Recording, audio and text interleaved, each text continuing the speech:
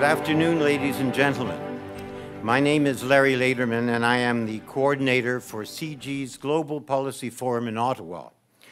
Welcome to this, the second in a series of 6 forums in Ottawa. I would like to first recognize the presence of members of the Diplomatic Corps, the Ambassador of Turkey, His Excellency Selçuk Unal, the Ambassador of Israel, His Excellency Rafael Barak, the Ambassador of Venezuela, His Excellency Wilmer Barrientos, the Ambassador of Croatia, His Excellency Veselko Grubesic, the High Commissioner of Jamaica, Her Excellency Janice Miller, and the Ambassador of the Czech Republic, His Excellency Pavel Hirincier. We also welcome diplomatic representatives from the embassies of France, Russia, Serbia, Germany, and the High Commissions of the United Kingdom, Pakistan, and South Africa this afternoon. I'm also pleased to welcome students and faculty from Carleton University, the University of Ottawa, Queen's University, Ms. Emily Munro, Director of the International Security at the Geneva Center for Security Policy is here with us today, the President of IDRC, Jean Lebel, and members of the Canadian government, including Parliament, the Department of Foreign Affairs, International Trade and Development, and the business community of Ottawa. It is now my pleasure to ask the President of the Canadian Foundation for Healthcare Improvement and a member of the Board of Directors of CG, Dr. Maureen O'Neill, to introduce our speaker. Thank you very much, Larry. Let me add my welcome, and especially my welcome to Nigel Fisher. We have been touched, even overwhelmed, witnessing the misery of Syrian refugees trudging through Europe with babies bundled in their arms, small children by the hand. These are the lucky ones. They've managed to get that far. Nigel Fisher has been at the center of seeking the best under the circumstances solutions to too many tragedies perpetrated by humans against each other. He's organized and implemented assistance after devastating natural disasters. He's been recognized for his terrific work in this by being appointed to the Order of Canada in 2013. As the former UN Regional Humanitarian Coordinator for the Syrian Crisis, a responsibility which drew on decades of his work in humanitarian crises, Nigel's insights on global governance in turbulent times will surely stimulate our thinking here in Ottawa at a moment when it actually seems propitious to advance constructive new ideas. Constructive ideas to improve global governance is at the heart of CG's mission. Nigel, you have been at the tragic and very sharp end of too many global governance failures, and we're eager tonight to hear how governments and their citizens can do better. We know why they must. Welcome.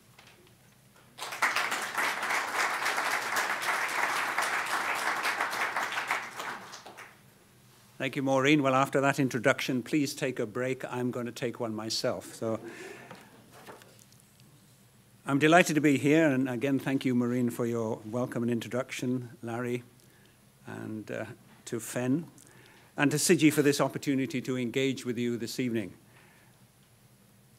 I'm going to speak for about 30 minutes, so I've worn this tie intentionally, because if you find yourself dozing off, focus on its brilliant colors, and hope you'll stay awake. Well, last Monday, Justin Trudeau, in his election night victory, signaled to the world that Canada is back. Of course, the question is, what Canada is that? If it is indeed what he called a compassionate and constructive Canada, then what will be our international presence? What will it look like? And how to present a new chapter of our international engagement? On the home front, can we find a constructive approach to engagement between different federal political parties, between the federal and provincial governments, between government and Canadians in other domains, civil societies, the scientific community, the private sector? Can we move beyond exclusion and divisiveness, the spectre of the enemy within, to thoughtful analysis and debate on issues of importance to Canadians at home and abroad. As you can see, I come to this from a point of measured impartiality. My interaction with Fen about this evening's discussion started some weeks ago at the height of the debate on an appropriate Canadian response to the Syrian refugee crisis, what Canada has done in the past, what it could do now. But since then, we have the prospect of a new government with a different approach and a commitment to welcoming significant numbers of refugees to our shores. So with your forbearance, I have to confess I might have brought you here on false circumstances, because I am going to talk a bit about the refugee situation and the response in Canada. But I want to mainly use the refugees, in a sense, as a springboard to a range of other issues, both here in Canada and abroad. The Trudeau government, obviously, is going to come in amidst much anticipation and high expectations, and an immediate plunge into the international realm with the APEC summit coming up, the G20 meeting around the corner, and of course the Paris Climate Conference. Trudeau will not lack for advice, solicited and unsolicited, on what his priorities should be. So perhaps we could add to that mound of unsolicited advice this evening with a few reflections that touch on foreign policy, predominantly from a development and humanitarian perspective, but I'll wander into governance and the political domain as well, with some food for thought on the domestic front as well, and especially where the linkages between foreign and domestic policy seem to make sense.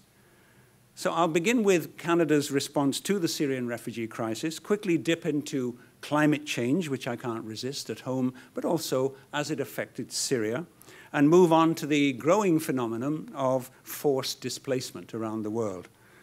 I then want to touch on what I think is an interesting aspect of our world today, is increased multipolarity. And in a sense, what goes with that is weakening compliance with international human rights and humanitarian norms. The next point will be the need to place refugee policy within a comprehensive policy context, which encompasses the root causes of complex crises and disaffection, the broken relationship between the state and society, yes, in the Middle East, but beyond. And very much linked to that is the growing strength of local voices in situations of crisis, who are demanding much more consistent support to strengthen their individual and institutional capacities. Give us a helping hand, but not handouts.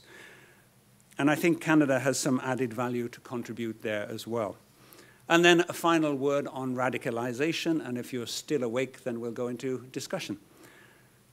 So already some commentators are asking, will Canada get back to this or that policy, to our honest broker role in the world, in the Middle East, to restore our commitment to multilateralism or peacekeeping, for example?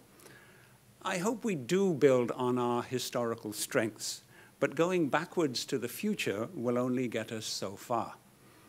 The world has changed in a decade.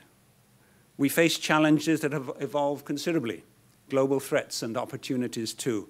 For example, I think the acceptance of the impacts of climate change is much more widespread in Canada than it was a decade ago, even a couple of years ago.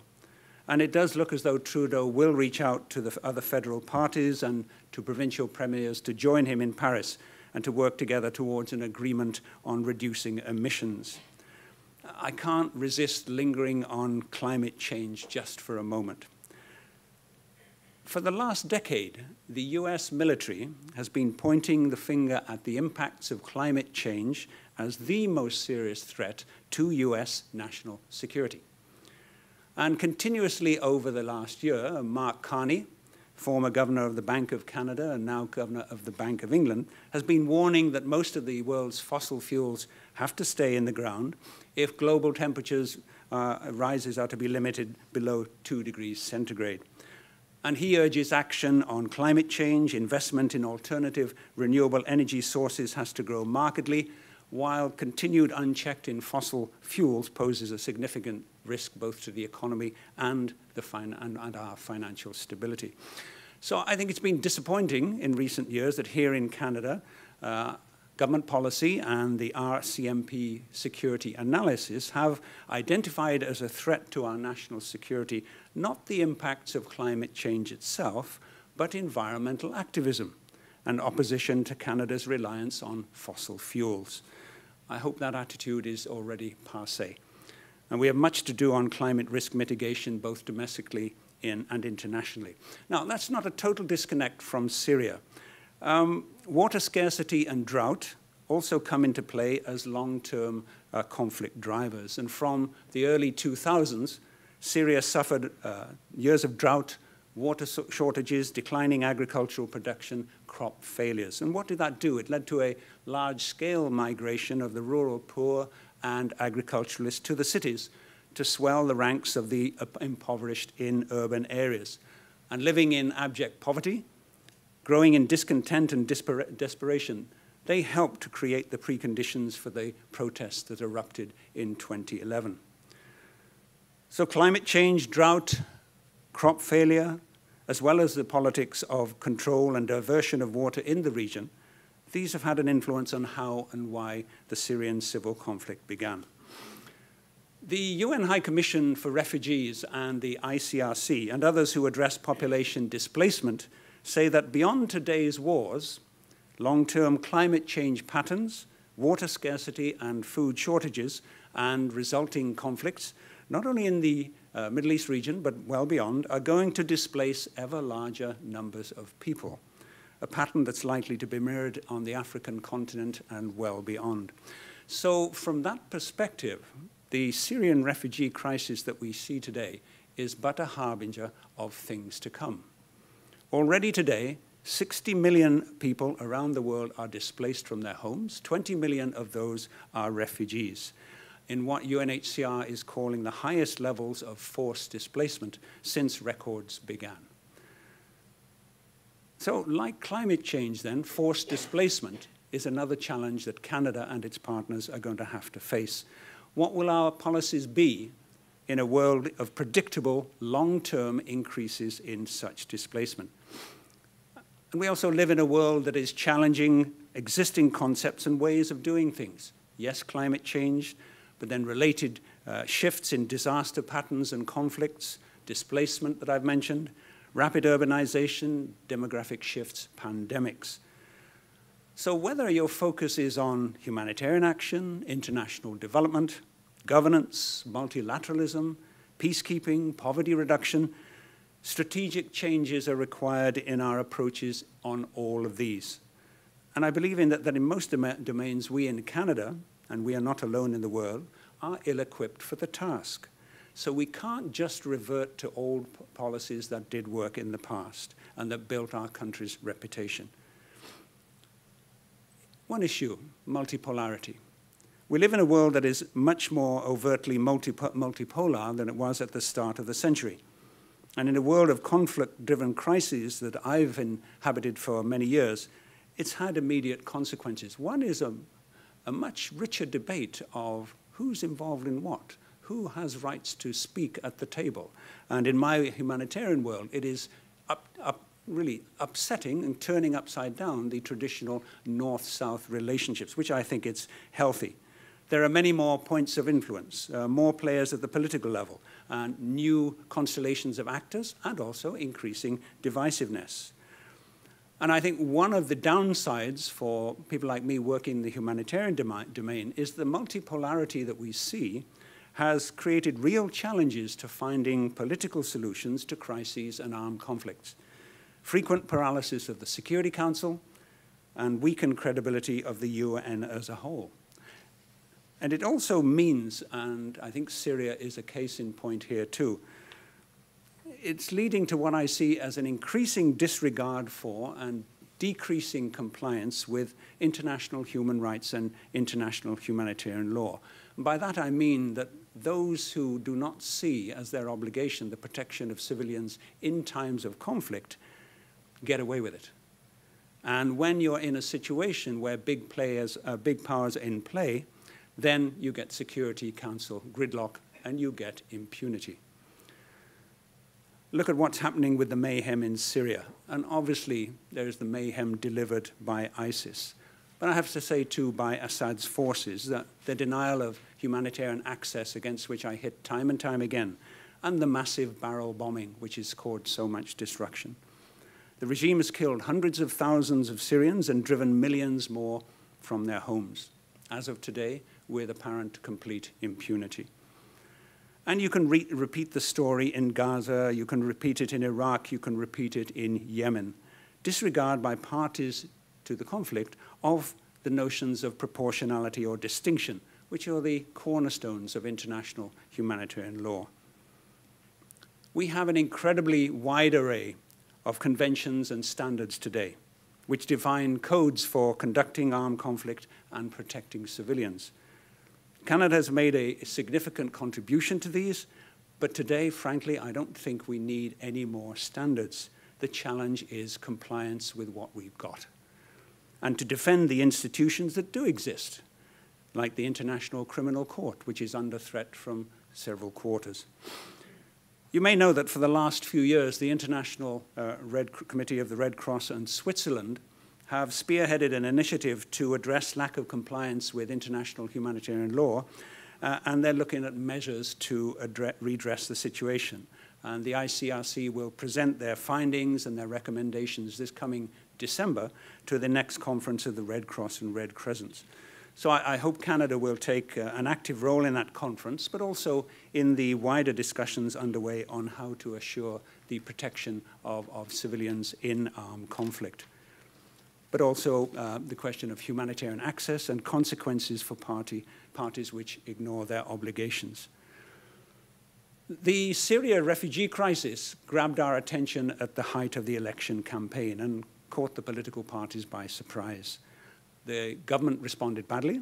The incoming government has committed to taking in a much higher number and much more quickly. I won't therefore make the case yet again for taking significant numbers of refugees or recall our past bipartisan record in welcoming refugees in their hour of need. This has been done quite extensively. But where should this emphasis on refugee intake take us? Well, I think it should lead us to looking at a coherent policy, both on the domestic and international fronts, of which this is one component. On the domestic front, we must look at how and where we can welcome a large influx of refugees.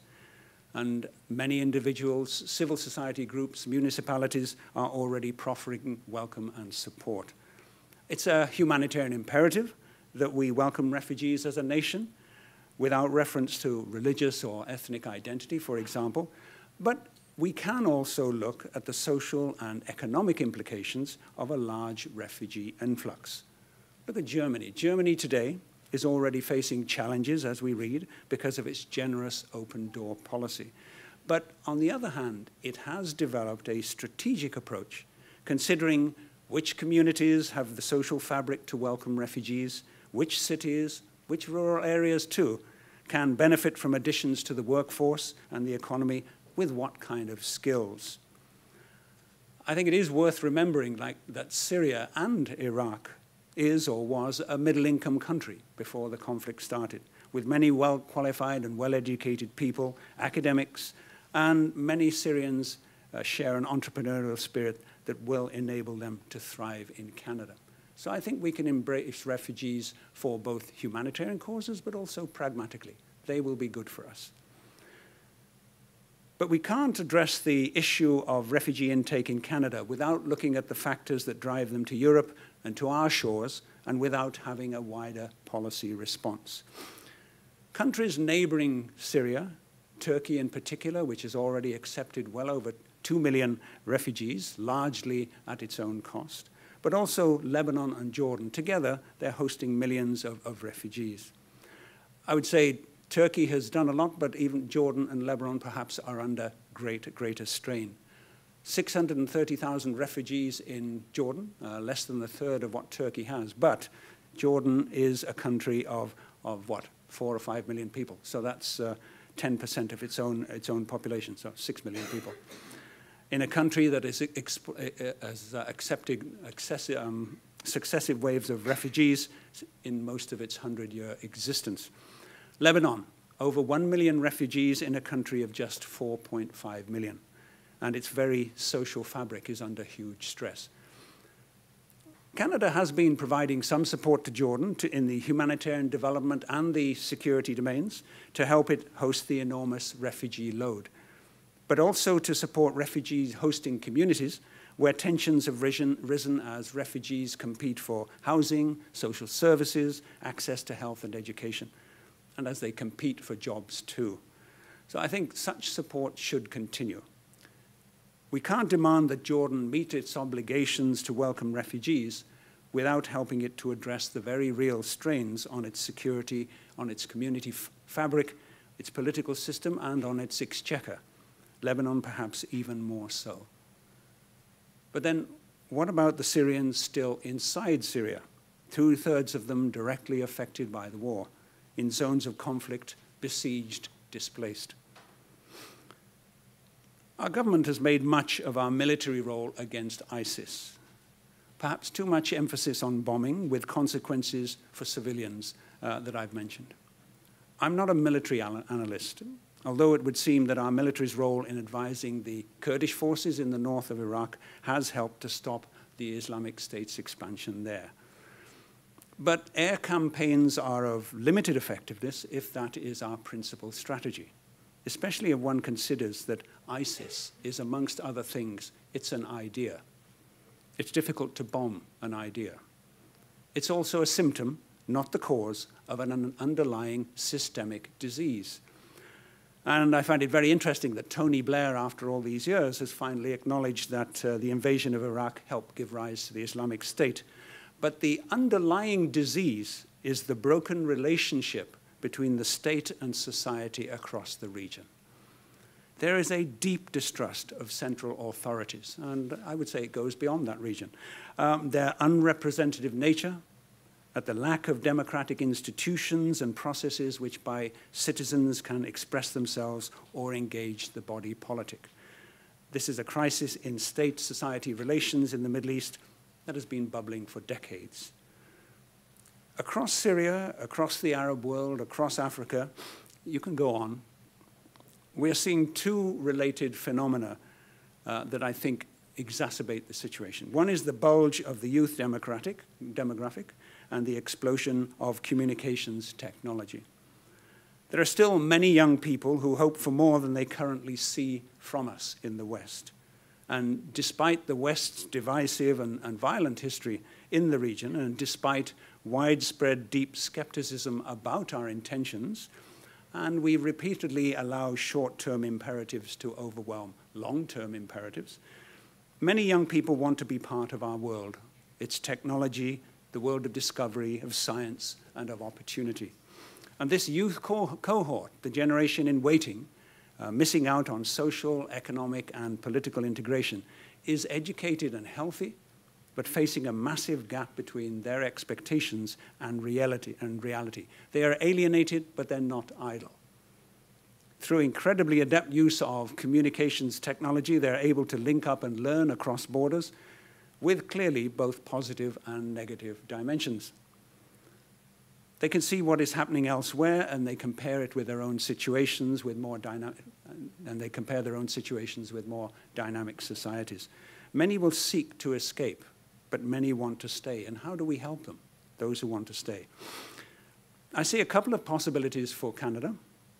The first is through technology, communications, and networking. We are an increasingly knowledge-driven society. We can support social network and outreach in situations where traditional infrastructure is devastated, where educational infrastructure is weak at best, devastated at worst, where teachers have either been killed or dispersed. We can support high-quality distance learning and access to all kinds of information. Think about it. With the destruction in Syria, with the deaths, with the displacement, who is left to help rebuild? We have to think of very innovative solutions. But I think I really want to focus on a point that brings together challenges of addressing poor and discredited governance, of strengthening communities, and of supporting young people.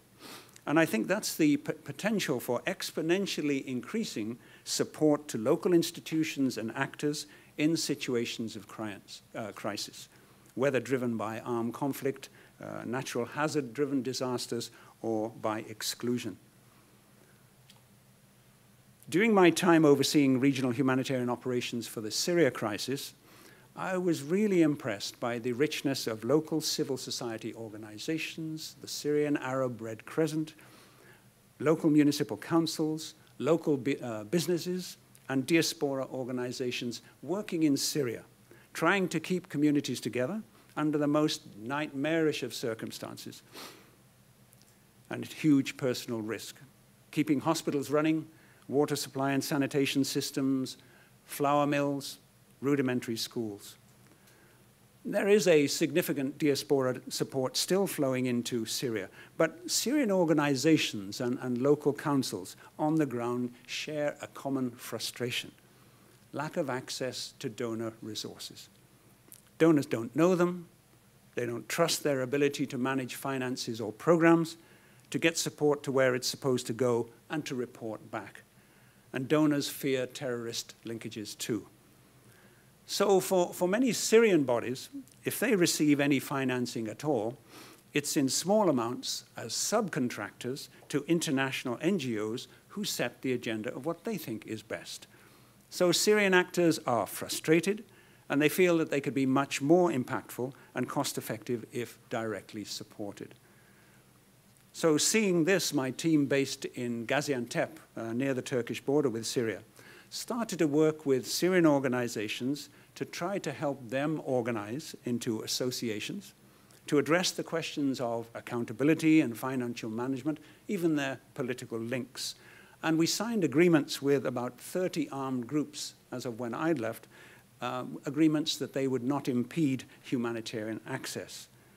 The former UN Global Emergency Relief Coordinator, Valerie Amos, then authorized us to establish a cross-border funding mechanism, a pooled fund mechanism, to support Syrian organizations directly, and also to take on the responsibility for verification of end use of resources. And this also included possible support to local councils in Aleppo, Idlib, and so many other municipalities. So I want to emphasize a point here, which is in situations of deep distrust or failure of central governments, there are many situations where local governments, municipalities are trusted, or where it's possible to build that trust rapidly through support for representative local governments and their provision of basic services. And this can be in conflict or disaster situations, in fragile states, as well as in states making progress in governance socially and economically. And I would suggest that rebuilding trust from the bottom up in governance is a very viable foreign policy option for Canada that can address challenges in governance, development assistance, or humanitarian action. And we have a very strong decentralized governance structure and municipalities. And so I think, for example, the Federation of Canadian Municipalities could play a pivotal international role. And I don't know whether you know it, but Canada even has the 2014 World Mayor Prize winner in the shape of Naheed Menchie of Calgary. That was the prize awarded by the International City Mayors Foundation. So this is where I come back to my point made at the outset, that even if we return to stronger support for peacekeeping or for multilateralism, we can't expect to do exactly what we did before. I've been a member of 2 peacekeeping operations of the United Nations, UNAMA in Afghanistan and the Stabilization Mission in Haiti. And we make a fundamental error, I believe, when we narrow a definition of an indicator of good governance down to holding elections. In unrepresentative or corrupt polities, elections are not necessarily either the best or the quickest way to representative democracy. In Haiti, the UN mission has been fixated for years on assuring not just a viable electoral process, but basically just hoping that elections will happen one day, however deeply flawed. But most ordinary Haitians, most of whom live below the poverty line, have little belief that elections will lead to better government or to better lives for them. A few years ago, an anthropologist spent over a year traveling around the country, and one of her main areas of investigation was, how do ordinary Haitians define democracy? And she boiled the results down to 3 common responses. Democracy is 2 meals a day instead of 1, sleeping on a mattress instead of on the floor, and living in a community where those with a little more will help those with a little less. So how much impact will elections have on that? Some, I hope. But Haitian governments, and in fact many of their international partners, have been distinctly unsuccessful in responding to such a basic definition. And surely delivery of such basic services has to be a critical indicator of successful governance in the midst of widespread poverty. So, to belabor the point, I would suggest that placing much more emphasis on strengthening local governance is also one way of responding to this grassroots requirement for democracy. And it's also linked to what is becoming a fundamental issue too in the humanitarian assistance world, and what, for a better want of a term, is being called localization. And that means ensuring the ability of local people and local organizations directly impacted by the crisis, by disaster, by conflict, to themselves determine their own survival solutions and build for their own futures. Now, this may not sound particularly earth-shattering until you consider that today the onset of humanitarian crises is still too frequently characterized by a sudden invasion of external humanitarian actors intent on helping, but not always very knowledgeable about the context into which they're parachuting. As a result, they often ignore, displace, or co-opt local capacities, much to the chagrin of government, civil society, women's leadership groups, and even the private sector. We bring in water into Haiti when a fraction of the price we could have got a local enterprise up and running to provide it. The mayor of the town of Léogâne, at the epicenter of the January 2010 Haiti earthquake, expressed his frustration to me shortly after the earthquake. He said, hundreds of organizations have flooded into Léogâne. They're handing out stuff, but they don't come and see me. So I really have no idea what they're doing in my town. But then he said something that stuck with me and sticks with me still. He said, we Haitians are proud people. We are not beggars. So we appreciate a helping hand, but we don't want handouts. And there's a world of difference there.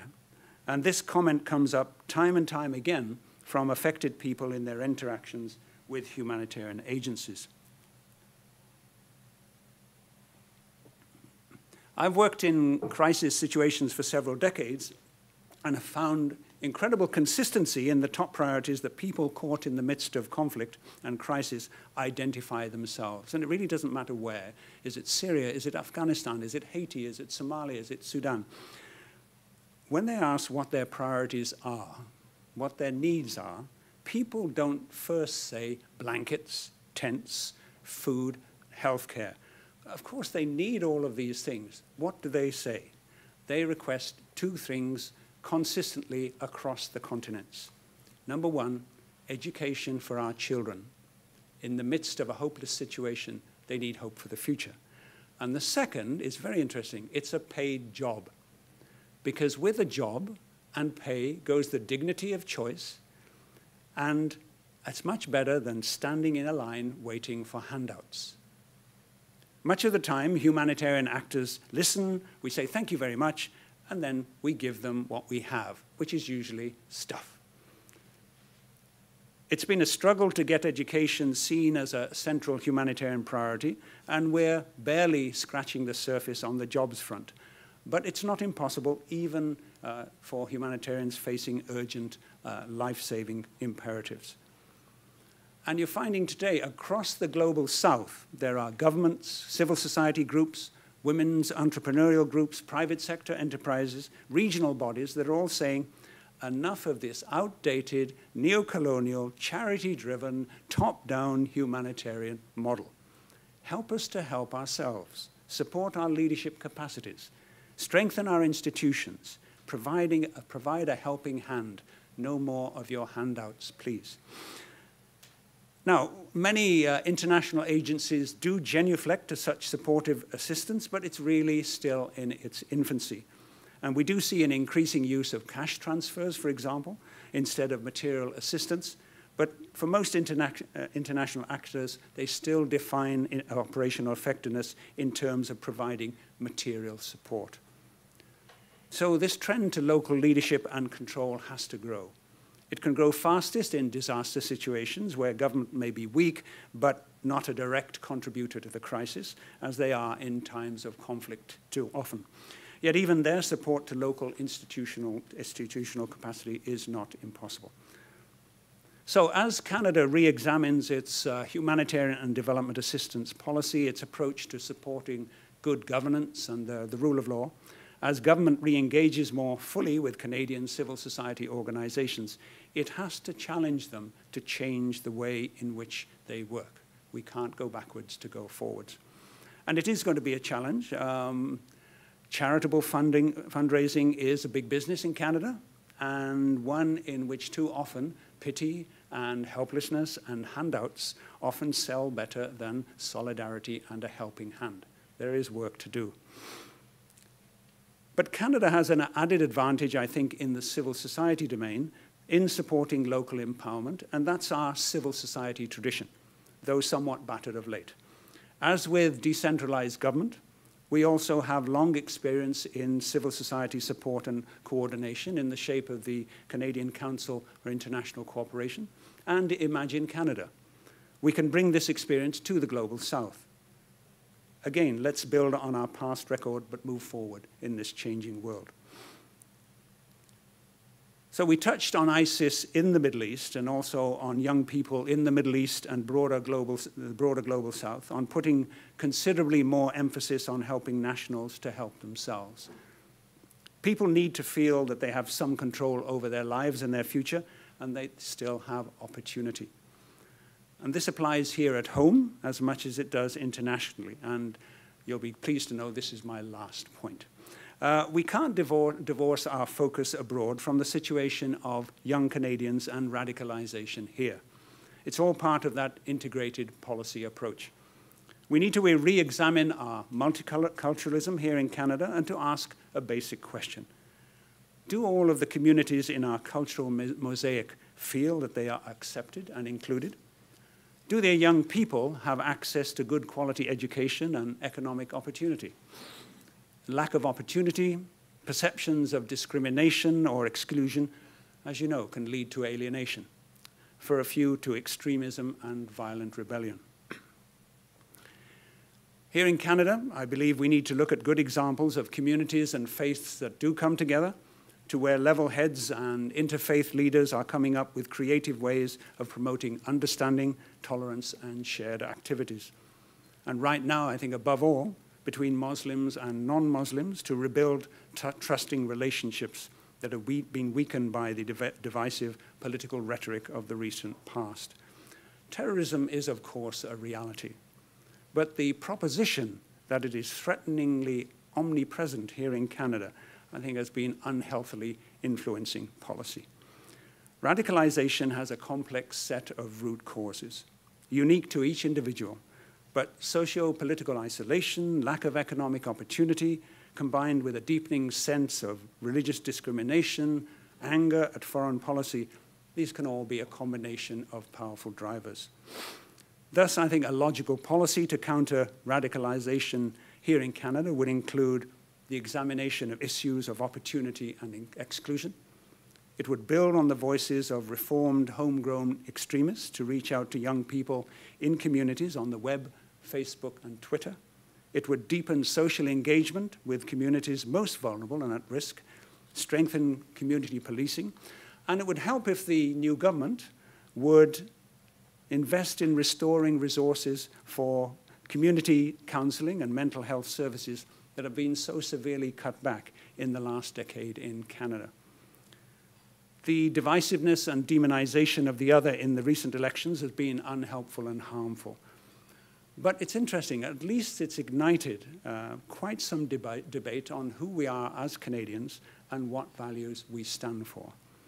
And I do hope that this process of national reflection will continue as we approach 2017 and the 150th anniversary of our Confederation. Well, that's it. We've taken a swing in and out of Canada, in and out of Syria and the Middle East and beyond.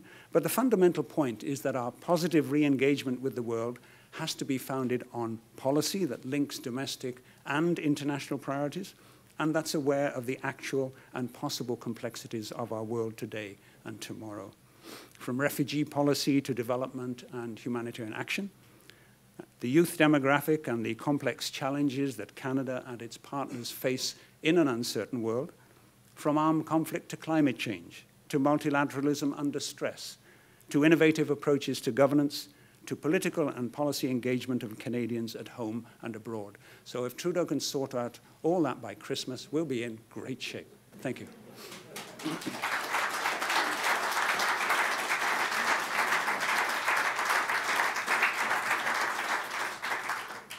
Mr. Fisher would welcome questions. If you'd like to ask a question, there's a microphone there, and please identify yourself. I'd welcome discussion. I don't have all the answers.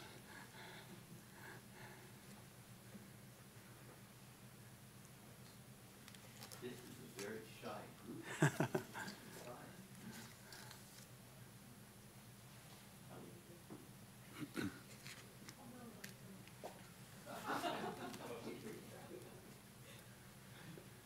Hi, Elliot Teffer from Carleton University. That was an extraordinarily rich policy, not agenda, but an extraordinarily rich policy set of advice, not just for a new government, but for perhaps all of us who have been engaged for a very long time in a variety of ways in the issues that you've discussed. I'd like you to elaborate, if you could, on the policy suggestions you made regarding the use of new media and distance learning, something I have an interest in, and all educators do.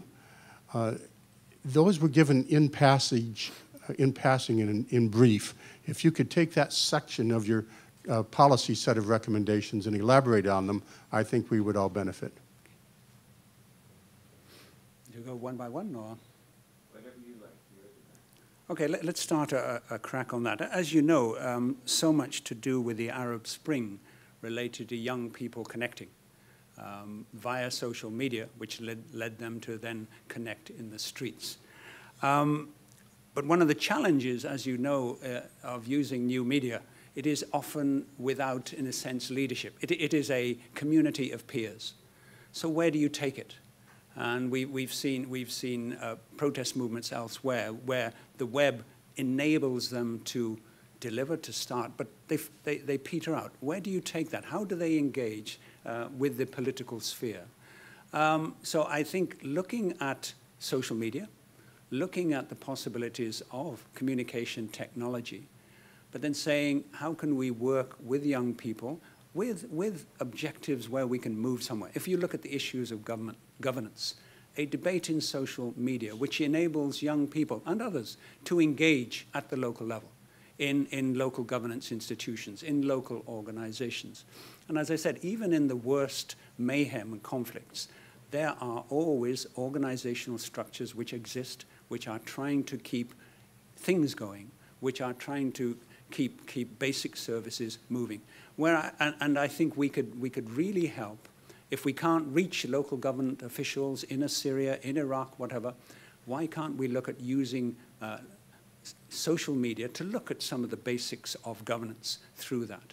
I think we have many examples where already we have good examples of distance learning. Again, you take the situation in Syria. A lot of education, most education infrastructure destroyed. Teachers, professors killed, displaced, refugees, many of them not coming back. Who is going to rebuild the system? If I'm a refugee with 3 children in Jordan, am I going to go back to Syria? Is there a future for my children? What will make a future? Obviously an economy, but also means of education. And I think we in Canada, we have the Commonwealth of Learning right here in Canada, in Vancouver.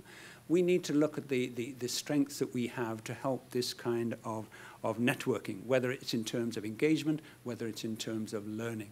So that's still pretty broad, but I think we, as a connected country, as one which is focusing on the knowledge industry, have a great deal to offer. Certainly with my humanitarian colleagues, I'm telling them we need to open up our rather closed little domain to innovators in the private sector, to innovators in technology, because they can help us do what we need to do, which is not just provide that sort of life support for today, but help communities become resilient to rebuild. And I think a lot of that has to do with social media, with technology. The transfer of cash. If people want jobs instead of handouts, then there are all kinds of issues around jobs, their creation, but also how do you make sure the money is going where it's supposed to do again.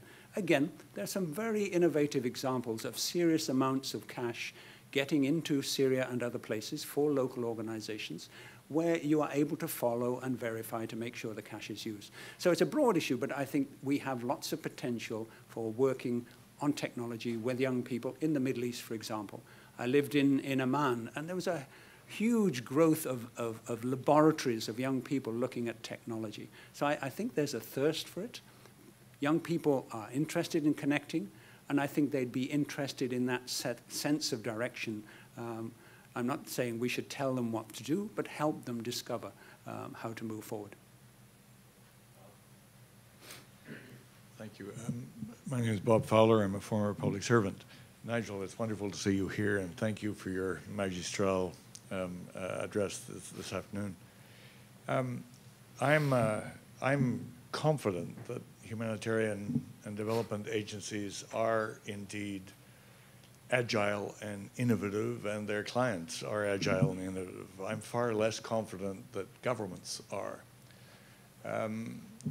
You're telling stories about your experience in Haiti and the people you speak to saying it's not about stuff, it's about dignity, it's about capacity, and how can you help us there? Governments have been focused for so long on stuff and on the quantums of every possible kind. Everything is measured. When you couple that with our mania for verification and audit and lists, and it doesn't encourage me to believe that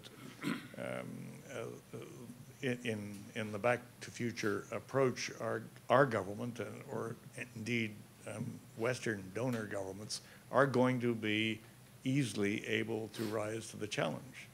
Even the endless debate on Millennium Development Goals has all been about numbers and quantum, not about changing attitudes in the kind of way that you've been suggesting. So basically, my question is how can we change that? How can we change the way governments approach the humanitarian or indeed the development demand? Well, first of all, I think it's not entirely in our own hands. There's a lot of demand outside our comfortable known world, which is predominantly OECD, Western, etc. A lot of governments who are putting significant funds into development, into humanitarian action, into governance reform, who are not part of that, what is basically an old boys club. And actually they don't even want to be part of it because they don't like it and they don't trust it. So it's not about how do we invite people into the club. It's how do you change it? What is going to be new? So there's demand out there. Again, the Middle East is a prime situation where governments are involved both in the political and military dimensions, but hugely in the humanitarian and development investment. And they're very frustrated with this shop that they don't really know how to fit in. So I think the demand is coming. I think overall, you can't switch things overnight, obviously, and one has to take a graduated response. But I would argue that in many situations of natural disaster, where the government may be weak, it may be corrupt, but it's not, in a sense, an intrinsic contributor to the problem. You can work there. If I look at the Haiti situation, very interesting. I was there for 3.5 years as the Deputy Special Rep for Humanitarian Development Assistance. Then for 6 months, I took on the role of the Special Rep, handling the political domain. And I had quite an interaction with the president, coming from a background where increasingly donors have been saying good donorship means you don't impose conditions on your assistance. Well, I'm not sure about that. So I gave a speech to the press in Haiti. I said, we respect your sovereignty. You want the UN mission out. We would like to leave. So why don't we talk about the conditions under which that will happen? What do you want and what do we want? And I raised a few questions. Haitians are very proud of their sovereignty, as they should be. And I said, what's the use of sovereignty if a woman gets up in the morning and doesn't know how she can feed her children, or she hasn't got a job, or her kid's going to go to school? Well, that kind of exploded. The president called me in to find out what the hell was going on. He called Ban Ki-moon to pull Fisher out, which he didn't do. But what that led to was a discussion about a deal. You want us out. We want to go out. But it has to be a deal. This is not conditions. It is a mutually beneficial deal. And what is it for you? And he would outline certain areas of investment, certainly a focus on security apparatus, et cetera, et cetera. And I said, from our perspective, it is ensuring a functional rule of law, where your judges are impartial and not appointed by you. It is assuring a transparent management of public funds and public sector resources and so on. And while we didn't get on very well at first, within 3 months, I was before the Security Council presenting the deal for looking ahead to the eventual withdrawal of the UN mission. Well, I'm sure it's not going to happen on our schedule. But as I say, I think one can work out agreements with many governments which will help them, strengthen them, but also at the moment strengthen civil society. Just on international NGOs, they are incredibly innovative, incredibly agile. We have many of them here in Canada. But I will say, I think the whole focus on what I called localization, which is really how can we turn around from, in a sense, ourselves managing what happens to accompanying and supporting people in their own countries so that they can take more control. Not a few of them find it threatening because it threatens the established order. It means that we may not mobilize for every major emergency. We may not have to. It means we have to be more focused, and the nature of our skill sets needs to change from delivering stuff to providing support. So it is a change for them too. It's a challenge. But I think this is going to be one of the central issues that will come before the World Humanitarian Summit in Istanbul next May. The system has to change. There are more partners out there, and people in affected circumstances want more control over their destiny. Thank you, Larry. Jean Lebel, I'm the president of IDRC, International Development Research Center.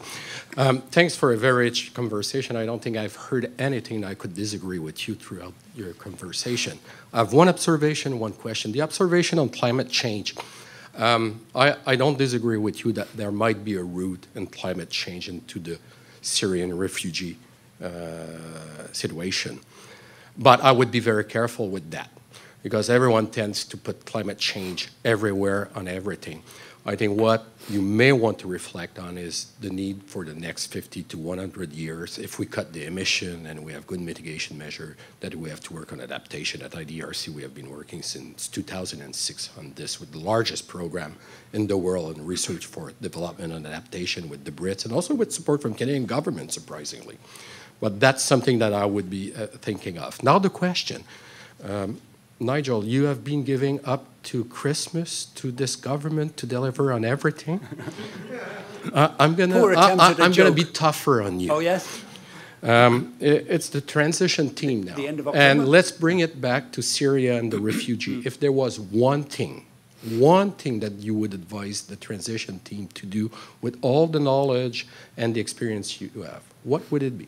Can you give me to the end of Christmas to think about that? No. You have November 4th. One thing, my goodness. Interesting on the climate change, as you know, a lad was on the road to Aleppo. I don't know what damage it's in now, but there is no doubt that the effects of drought and the issue of the Tigris and Euphrates and control of water did have an impact, obviously, on the displacement from rural areas. But that's merely obfuscation while I think what the heck I should respond to. It is not the only thing. Let me divide it into two, one inside Syria and one outside. I really think if we could show innovation in supporting local actors, if we could make a move on local governance, which I think is possible, and supporting local community actors, local private sector service providers, I think that would send a very strong message. I think that would be really something where, as I said, I think we have added value through our own strength at municipal and other levels. And on the other side, I would look very carefully. I mentioned Turkey is taking the most refugees, and I'm not saying we shouldn't support it. In fact, very, very few countries have. I think, as the ambassador was saying before, Turkey has probably spent $8 billion or more so far on refugees and has received less than $500 million. So they're carrying that load. But I think the existential threat in Lebanon and Jordan is higher. So I would also look at how do we help those two countries, not only to bear the refugee load, but to invest in their communities which are feeling incredible stress, and that stress is creating a problem of social cohesion and further back insecurity. So those two. And after QSO, my next job was in IDRC at a fairly lowly level, so it's nice to meet you. It's always a pleasure to have a member of the alumni with us. Thanks. Thank you, Margaret Scott, public servant formerly and formerly ambassador in Central Asia. A quick question, you talked about the environment. You talked about that we identified symptoms rather than the reasons, and you talked about isolation. I sometimes call it marginalization. You talked about education and then jobs or opportunity. But when we talk about these things, sometimes we talk about, not sometimes, we often talk about the other countries. And that same package of humanitarian assistance, or stuff as you called it, and those three indicators for moving forward are also indicators for our own countries. You know, we've seen it. We saw the memorial service for the October 22nd of last year in Canada. There is a town in Michigan State in the United States that practices now Sharia law. That same radicalization that and conflict that causes migration happens here. So my question is, sir, what are your suggestions for stuff right here in Canada? Thank you. Well, obviously I'd sent you into some kind of slumber, because I did say at the end that there were three or four areas where I thought we could very much focus by looking at issues of opportunity and exclusion. I think one of the most practical areas too is we have really decimated community social services, mental health services, community support services in recent years. You look in Toronto with the Somali community. Their first demand when engaged on what to do about radicalization of their own young people is that restore our community infrastructure so that people can go to people they trust to seek advice. They're not going to go to a hospital or a facility 50 or 100 kilometers away. So I think that is critical. And I think we have tended often to take a law and order approach. It's part of it, but the real issue is engagement. I am sure there are young Canadians, whatever they've done in Syria, some of them will want to come home. What do we do with them? Do we incarcerate them? Perhaps that's necessary, but maybe they also are amongst the strongest voices who can go to kids and say, don't do this. So I think there's a range of options that we can certainly look at here. This conversation didn't allow us too much discussion of our First Nation communities, which is another area. But when I was head of UNICEF Canada, we did a study on the health of First Nations children. And we found, for example, with respiratory diseases, that we had the highest rates of respiratory disease infection in the world amongst Inuit children in the world. We plotted our indicators for the health of our First Nations kids against the indicators that UNICEF uses internationally to grade countries.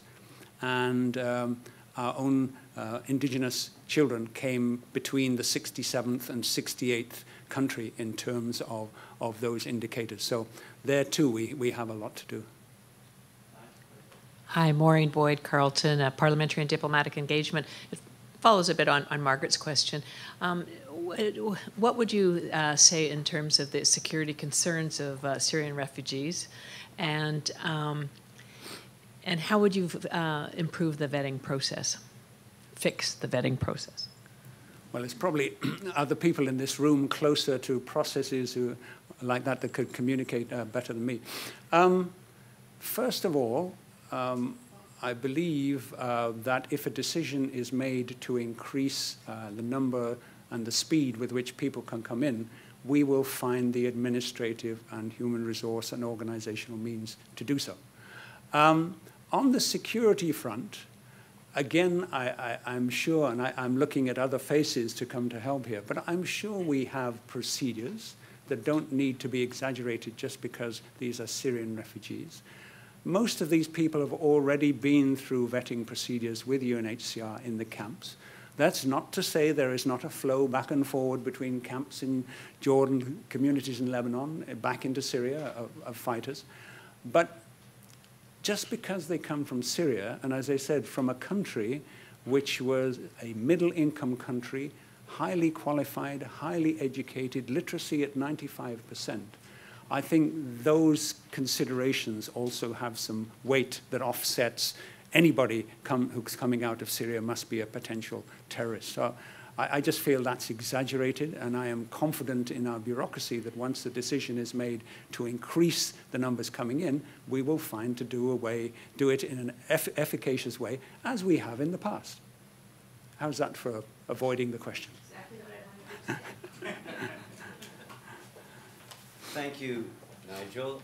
Now I would ask the distinguished fellow and Director of Global Security Research at CG, Chancellor Professor at Carleton University, and the co-director of the Global Commission on Internet Governance, Dr. Finn Hansen, to thank our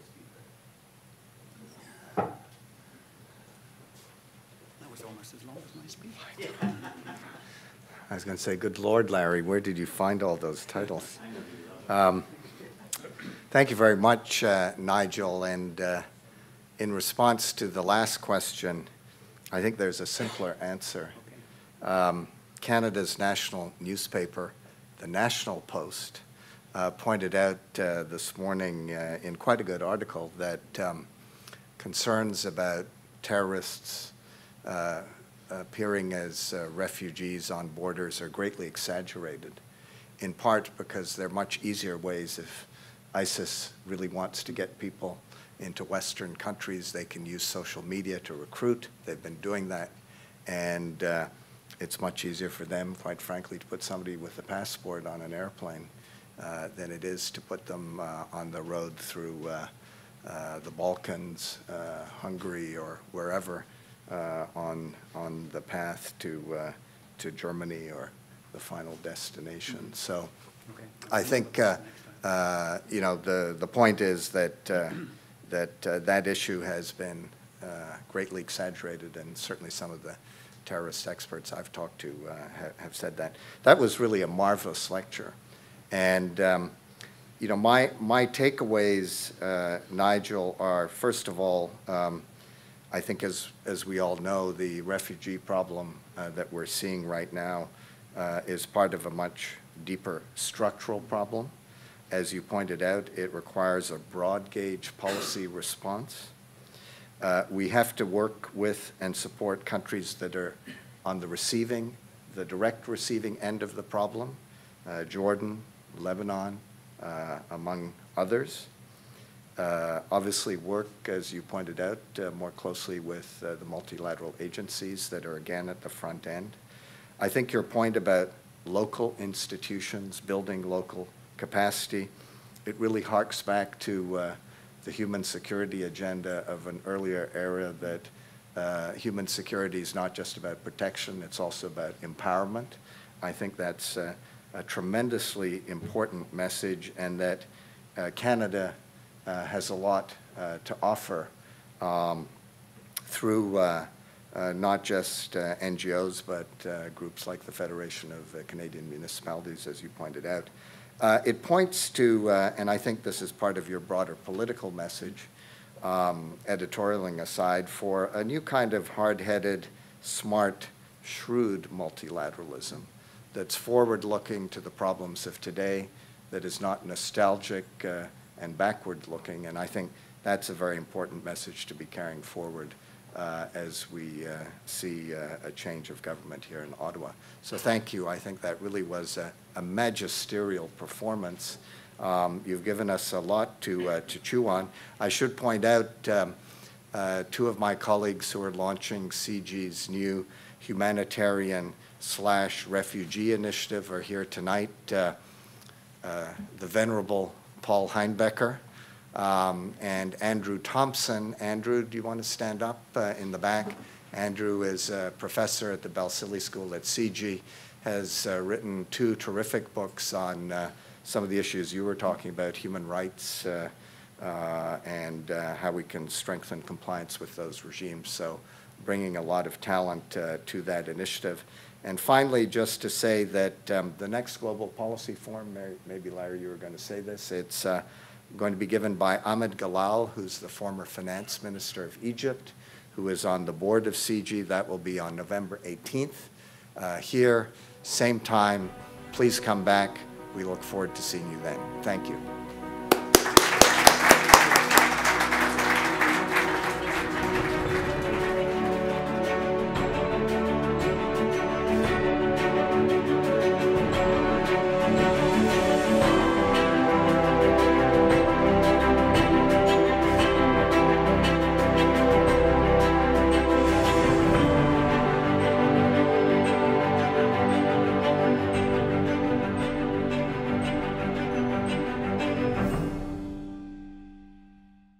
This evening.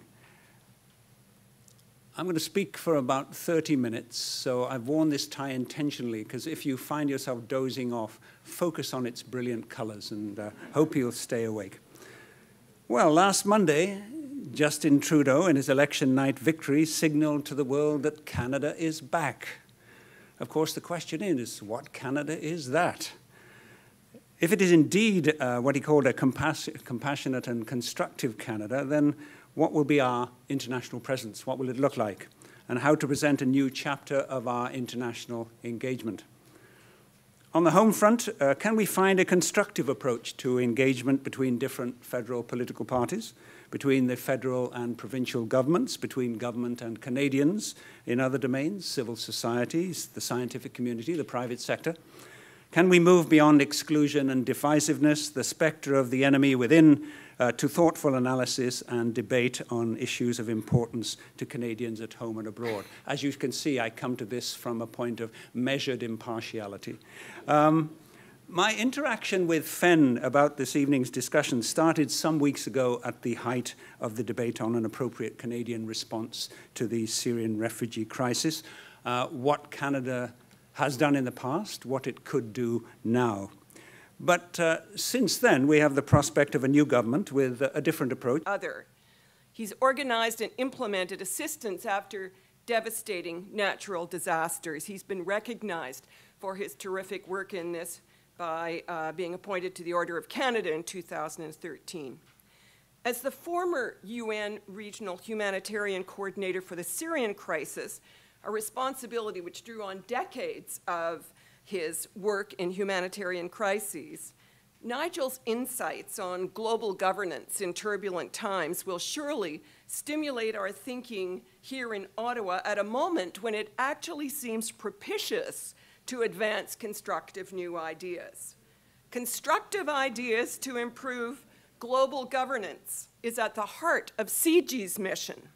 Nigel, you have been at the tragic and very sharp end of too many global governance failures, and we're eager tonight to hear how governments and their citizens can do better. We know why they must. Welcome.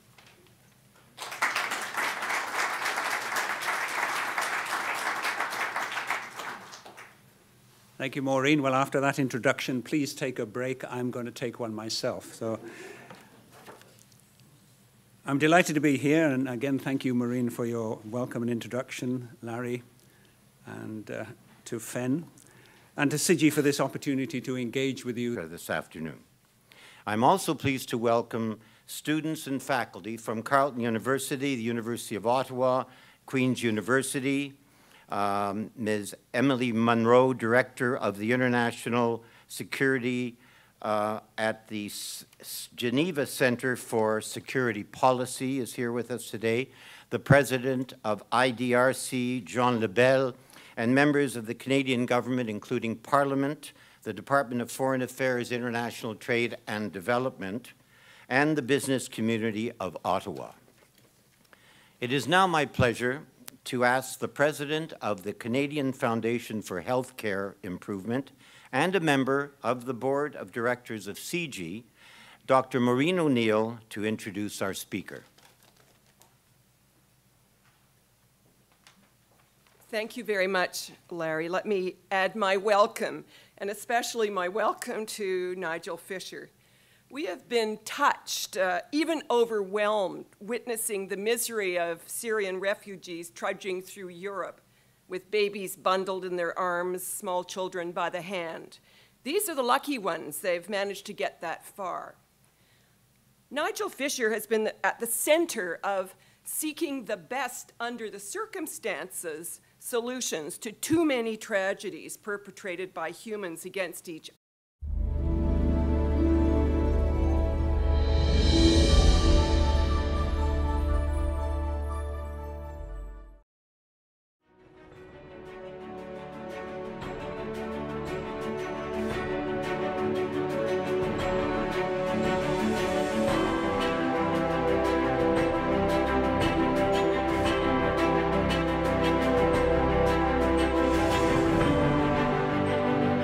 Good afternoon, ladies and gentlemen. My name is Larry Laderman, and I am the coordinator for CG's Global Policy Forum in Ottawa. Welcome to this, the second in a series of 6 forums in Ottawa. I would like to first recognize the presence of members of the Diplomatic Corps, the Ambassador of Turkey, His Excellency Selçuk Unal, the Ambassador of Israel, His Excellency Rafael Barak, the Ambassador of Venezuela, His Excellency Wilmer Barrientos, the Ambassador of Croatia, His Excellency Veselko Grubesic, the High Commissioner of Jamaica, Her Excellency Janice Miller, and the Ambassador of the Czech Republic, His Excellency Pavel Hirincier. We also welcome diplomatic representatives from the embassies of France, Russia, Serbia, Germany, and the High Commissions of the United Kingdom, Pakistan, and South Africa. And a commitment to welcoming significant numbers of refugees to our shores. So with your forbearance, I have to confess I might have brought you here on false circumstances, because I am going to talk a bit about the refugee situation and the response in Canada. But I want to mainly use the refugees, in a sense, as a springboard to a range of other issues, both here in Canada and abroad. The Trudeau government obviously is going to come in amidst much anticipation and high expectations, and an immediate plunge into the international realm with the APEC summit coming up, the G20 meeting around the corner, and of course the Paris Climate Conference. Trudeau will not lack for advice, solicited and unsolicited, on what his priorities should be. So perhaps we could add to that mound of unsolicited advice this evening with a few reflections that touch on foreign policy, predominantly from a development and humanitarian perspective, but I'll wander into governance and the political domain as well, with some food for thought on the domestic front as well, and especially where the linkages between foreign and domestic policy seem to make sense.